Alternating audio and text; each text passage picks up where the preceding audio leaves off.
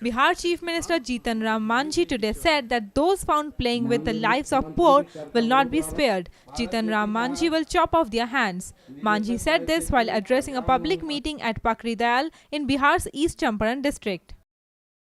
BJP के लोग बड़ी संपन्नता में पैदा हुए हैं और जो बिहार के चीफ मिनिस्टर हैं वो बंधुआ मजदूर के और मुसहर जो सबसे ज़्यादा लाचार बेबस जात वहाँ जन्मे हैं।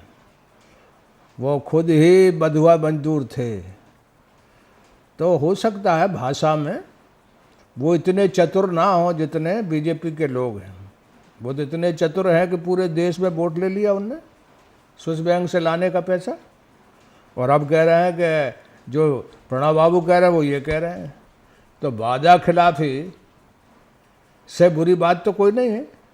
जीतन राम मांझी ने किसी संदर्भ में कोई कहा होगा, लेकिन सर वो ये कह रहे हैं कि एक चीफ मिनिस्टर को ऐसे नहीं बोलना चाहिए था। नहीं, वो बात ये है कि चीफ मिनिस्टर बोल रहे हैं, करने थोड़ी आ रहे हैं। वो तो लोगों को कुछ कहा होगा, और यदि कोई बात है तो निश्चित तौर पर यदि उनने ऐसी कोई बात कही तो उसकी सफाई है, उसकी बात वो ही बताएंगे ना। आप जीतन राम मांझी मुख्यमंत्री हैं तो उनके बारे में मेरी पार्टी के मुख्यमंत्री में कैसे उनसे बात मेरी नहीं हुई है।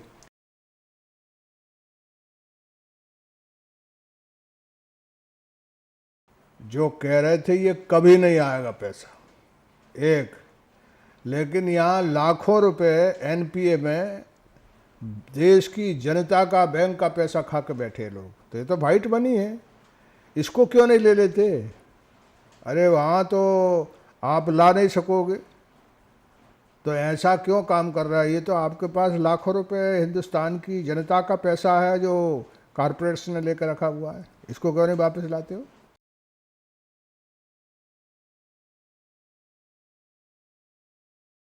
68 बरस में बयानों के गोले दागे जाते हैं और सीमा पर हमारी फौज के जवान और नागरिक मरते हैं। इसलिए ये 68 बरस से है और उसी लीक पे ये सरकार चल रही है। इसलिए बातचीत करके हिंदुस्तान पाकिस्तान के मसले बातचीत से ही समाधान होगा। तो बातचीत करके समाधान का रास्ता निकालना चाहिए और हमेशा दोनों सरकारों को संपर्क में रहना चाहिए।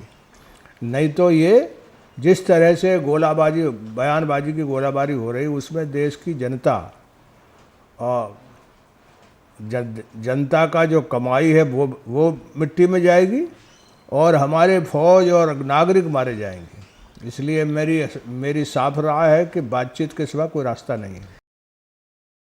Powered by NNIS.